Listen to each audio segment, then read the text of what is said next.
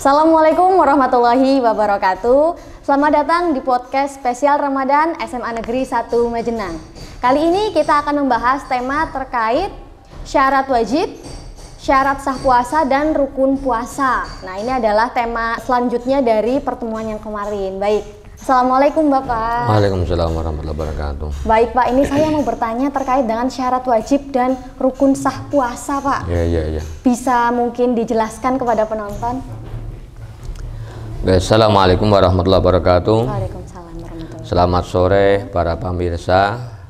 Sebagaimana pertanyaan Mbak ini terkait masalah syarat dalam puasa, itu memang ada syarat sah puasa, juga ada syarat wajib dalam puasa.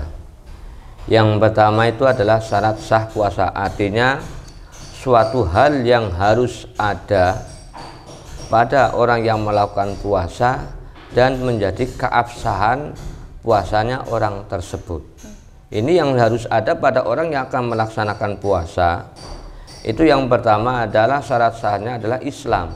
Artinya kondisi orang tersebut memang betul-betul orang Islam.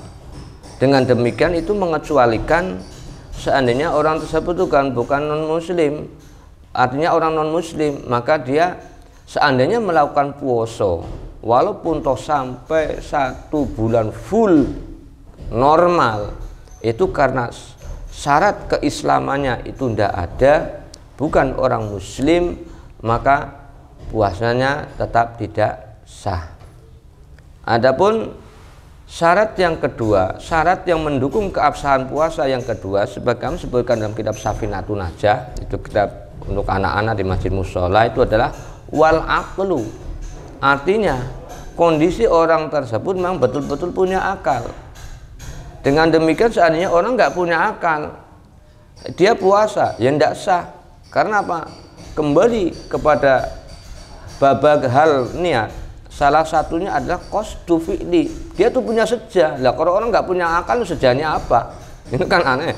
Tapi kalau seandainya orang-orang punya akal, itu sejah. Kamu nggak makan kenapa? Saya puasa. Tujuannya ya karena bulan Ramadan. Terus karena apa? Ya karena Allah.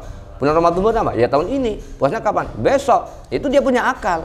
Kalau orang nggak punya akal, dia puasa. Ya banyak orang nggak punya akal nggak puasa. Yang puasa orang misalkan semaput, orang kena ayan, atau mungkin orang pingsan, dia tidak punya akal, bisa puasa 1 hari full. Ya, tapi kan dia enggak, intinya adalah tidak ada itikat untuk melakukan suatu rutinitas berupa aktivitas, yaitu puasa. Kemudian syarat yang mendukung keabsahan puasa orang tersebut, di samping yang pertama orang tersebut dari Islam, yang kedua tadi adalah punya akal, dan yang ketiga adalah orang tersebut kondisinya adalah suci. Artinya suci dari kondisi haid dan suci dari kondisi nifas. Artinya orang tersebut bukan orang yang haid dan bukan orang yang nifas. Ini loh maksudnya loh. Itu maka dalam syarat itu dalam kitab-kitab lain itu adalah merupakan kegolong orang yang tidak mampu atau orang yang tidak kuat bukan secara kisian. Itu dalam kitab yang lain. Kalau dalam kitab ini adalah dia kadang tidak suci. Karena apa? Kalau kita berbicara masalah tidak suci, misalkan an-niqa'un menjadi titik utamanya, wong kudu suci, berarti orang yang puasa harus dalam keadaan suci dari hadas kecil dan hadas besar. Dengan demikian misalkan orang jinabah, puasanya berarti nggak sah. Mungkin orang, maaf, kalau orang laki-laki tidur siang kebetulan mimpi basah, berarti puasanya sah. Tidak seperti itu. Maksudnya kalau orang mimpi basah waktu tidur siang hari, maka puasanya tetap sah-sah saja. Yang penting inzalnya, mengeluarkannya itu tidak ada unsur kesengajaan. Kembali kepada an-niqa. Kita sedang bahas an-niqa, inilah suci. Suci di sini yang dimaksud oleh musannif atau pengarang kitabnya adalah orang yang haid dan nifas, karena terhitung tidak kuat. Demikian juga suci dari di samping hadas itu tidak masuk, yang penting haid dan nifas. Kemudian yang berikutnya adalah wal ilmu biqaunil waqti qabidan lis-shaumi. Artinya orang yang melakukan puasa itu betul-betul tahu, betul-betul ngerti bahwasanya hari ini adalah merupakan sebagian dari bulan Ramadan yang mana umat muslim wajib melakukan puasa apabila sudah memenuhi ketentuan syarat-syarat yang ada. Nah, dengan demikian maka seandainya hari itu tidak bisa menerima bulan Ramadan, kok diniati bulan Ramadan, tidak bisa. Oleh karena itu nanti ada suatu hari yang namanya hari Yaumuz Syak, yang mana hari itu merupakan hari yang membingungkan. Contohnya adalah kalau dalam kitab-kitab adalah Yaumuz Salasina min Sya'banin, hari tanggal 30-nya bulan Sya'ban. Itu merupakan Yaumuz Syak. Artinya seandainya hari itu perbintangan secara bintang, perbintangan itu sebagian masih membingungkan, mungkin tanggal 1 Ramadan, mungkin masuk tanggal 30 bulan Sya'ban.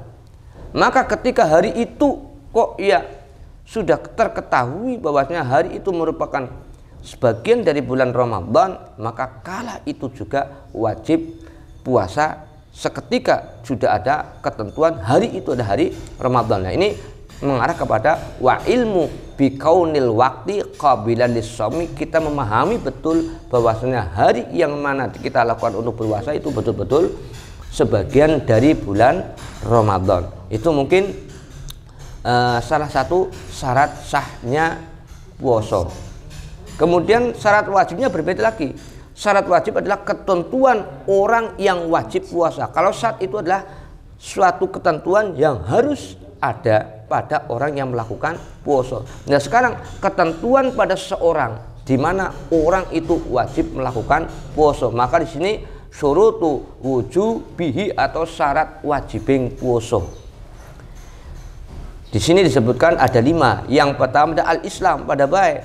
Sama saja dengan tadi. Syarat yang pertama adalah kondisi orang tersebut adalah betul-betul orang Islam. Itu berarti dia wajib. Kemudian yang kedua, di samping kondisi dia orang Islam, wataklif, orang tersebut adalah orang mukallaf.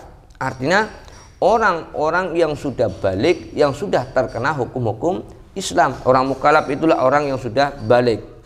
Ya, kalau dalam Syafi'i atau kitab-kitab lain sebagai perempuan ada sudah berumur 9 tahun atau sudah menstruasi. Bagi orang laki-laki atau perempuan sama, seandainya sudah melebihi umur 15 tahun atau belum mencapai umur 15 tahun tapi sudah mimpi basah itu, atau dalam IPA-nya itu sudah masuk pada masa pubertas. Seandainya sudah masuk pubertas, di mana masa-masa organ-organ reproduksi baik laki-laki atau perempuan sudah berfungsi normal, maka itulah batas orang tersebut sudah ketaklif, artinya adalah mukallaf. Nah, orang ketaklif itu tidak sekedar sudah balik atau sudah masuk pada masa pubertas, tapi yang masuk orang-orang ketaklif adalah orang-orang yang mempunyai akal. Kalau orang-orang tidak punya akal, nggak mukallaf dia. Tapi kalau di kondisinya mukallaf, sudah balik, sudah terkena hukum Islam, maka dia wajib puasa. Yang berikutnya, kondisi orang tersebut wajib dia melaksanakan sholat. Ketentuan berikutnya adalah itaqatu, artinya orang tersebut betul-betul mampu untuk melaksanakan puasa, tidak makan, tidak minum dari mulai terbit fajar sampai terbenamnya matahari kala itu. Yaitu mungkin sekilas mengenai syarat wajib dan syarat sahnya puasa. Baik. Mungkin ada pertanyaan? Ya, tadi kan salah satu syarat wajib itu kan seseorang sudah balik ya Pak. Iya. Ini kan banyak nih anak-anak kecil masih ke kelas 1, kelas 2 SD, kelas 3 itu sama orang tuanya, ayo nak puasa nak, ayo ikut puasa gitu, daripada kamu nggak ngapa-ngapain begitu. Itu hukumnya bagaimana nih Pak? Hukumnya anak kecil untuk puasa lah ya. Ya itu biasanya kalau anak-anak kecil biasanya kalau diupai 2.000 kon puasa itu semangat. Iya Pak, benar. Apalagi puasa nak, nanti kalau kamu bisa puasa 1 hari, 2 hari sampai 5 hari, nanti saya belikan baju yang baru, lebaran kita baru, itu semangat. Itu sebenarnya itu baik-baik saja. Itu malah justru hukumnya adalah sunah-sunah saja. Tapi lihat kondisinya. Seandainya anak nggak mampu, malah dipaksa-paksa puasa, akhirnya mati is dead, lah ya dosa. Lihat kondisi aja. Islam itu murah. Wong jangankan anak kecil, orang tua aja ada ketentuan itaqatu. Seandainya dia mampu secara fisik. Yang jadi hitungan ini maksudnya fisik loh. Jangan mampu secara rasa. Tak rasa-rasa saya itu nggak mampu puasa lah. Jangan orang kada puasa mas, kayaknya saya tuh nggak mampu. Lah itu ya salah. Kalau yang dimaksudkan mampu itu secara hisian, secara fisik, secara jasmani dia memang betul-betul nggak mampu. Lah ini pun orang dewasa itu ada ketentuan itaqah, mampu kuat secara fisik. Dan sekadanya anak kok ya mampu kuat secara fisik, ya mengapa tidak untuk kita latih? Padahal justru itu akan melatih anak nanti menjadi suatu kebiasaan yang bagus. Syukur-syukur nanti setelah Ramadan bisa melanjutkan puasa-puasa kan lebih baik lagi. Itu untuk melatih itu bagus, ya sunnah. Malah bahkan kalau sudah mencapai umur 7 tahun lebih, hukum orang tua untuk melatih anak dalam hal-hal kebaikan, terutama yang dibahas pada sore hari ini, puasa Ramadan itu dah wajib untuk menyuruh atau melatih anak tersebut. Wajib itu. Dan nanti sampai puasa beduk, yang puasa ya beduk ya mestilah, masa kau mangani beduk. Puasa beduk, puasa nggak makan ternyata beduk makan. Nah ini juga ndak apa-apa, itu namanya juga melatih. Yang penting jangan yang gede-gede. Alumni SMA negeri puasa beduk, malu kita. Lanjut, anak kecil juga bagus. Terus di samping untuk melatih anak itu, kalau kita kayak pinter, kita rajin melatih anak-anak kita untuk melakukan kebaikan, untuk melakukan puasa, sholat dan sebagainya, itu keuntungan lagi yang luar biasa untuk orang tua.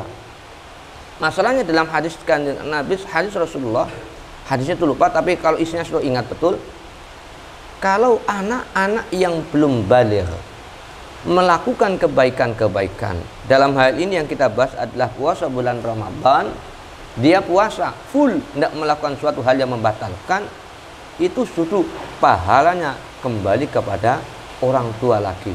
Rufi'al qalam anin naim anil sobi, terus yang satunya lagi anin apalah, orang yang hilang ikat, menganil majnun, ruang gila. Jadi kolam pencatat, pena pencatat amal manusia itu ketika manusia lupa, manusia belum balik, manusia itu hilang akal, maka oleh Allah diangkat. Diangkat belum ditulis dalam amal ibadah, bukan amal ibadah pribadinya, maka amal ibadah kebaikan daripada anak-anak kita kembali kepada kita. Jadi nggak ada jeleknya, malah bagus banget orang tua yang telaten mengarahkan anak-anak kita untuk berbuat baik, tadarus Al-Quran, apalagi ini di bulan Ramadan, berpuasa di bulan Ramadan, nanti malam kita bawa ke masjid untuk melaksanakan sholat jamaah, itu malah juga akan luar biasa pahalanya kembali kepada kita. Di samping ada pelatihan pembiasaan kepada anak-anak kita supaya nanti kelak ketika dewasa sudah terbiasa dan akan semakin merasakan kenikmatan dalam berbuat baik atau beribadah kepada Allah Subhanahu wa taala. Ya mudah-mudahan anak-anak kita semuanya senantiasa diberi taufik dan hidayah oleh Allah Subhanahu wa taala. Allahumma amin ya rabbal alamin. Tapi ingat, kalau kita anak udah nggak mampu, dipaksa-paksa, dibawa ke sana kemari, naik motor mau ke sana kemari, ya kalau seandainya kehabisan cairan malah bahaya. Kita tapi itu harus kita betul-betul kontrol. Nak masih kuat nak, nak masih kuat nak, gitu. Jangan dipaksa-paksa nangis, dibawa ke sana, nangisnya menang malah hidupnya juga menang, malah rugi lagi kita. Ya nyantai, yang mungkin seperti itu kaitannya dengan masalah puasa anak-anak. Oke, berarti sah-sah saja berpuasa, malah itu menjadi bagus. Salah satu ladang kebaikan untuk orang tua, begitu nggih Pak? Iya, jadi pahalanya juga mungkin akan ke anak, juga kembali ke orang tua, karena orang tua sudah memberikan salah satu latihan berpuasa kepada anak. Gitu. Seperti yang tadi telah disampaikan oleh Bapak Kiai, ada syarat sah puasa, ada syarat wajib, karena dua-duanya itu berbeda ya. Ada orang yang memang wajib sudah harus berpuasa, ada juga puasa sahnya itu nanti harus bagaimana sih, begitu nggak Pak? Nah, salah satu ada beberapa hal, ada orang itu muslim, orang itu berakal, apalagi syarat wajibnya orang itu sudah balik. Jadi untuk anak-anak kecil yang untuk berlatih puasa itu sudah sangat bagus. Yang penting anak-anak itu kuat, benar-benar nantinya itu bisa terkontrol, benar-benar puasanya kuat apa enggak nih. Kalau misalnya nggak kuat ya udah nggak usah dipaksakan. Iya betul seperti karena itu ya. Hanya latihan, nantinya itu bisa apalagi kalau latihan nanti kalau sudah dewasa sudah terbiasa untuk melakukan amal kebaikan, apalagi untuk berpuasa begitu Pak. Baik, terima kasih nggih Bapak untuk sesi kali ini. Terima kasih. Sekian podcast hari ini terkait dengan syarat sah, syarat wajib dan rukun puasa. Jangan lupa like, komen, dan subscribe. Jangan lupa nyalakan lonceng YouTube SMA Negeri 1 Majenang untuk mendapatkan notifikasi video berikutnya. Terima kasih. Wassalamualaikum warahmatullahi wabarakatuh. Selamat berbuka puasa.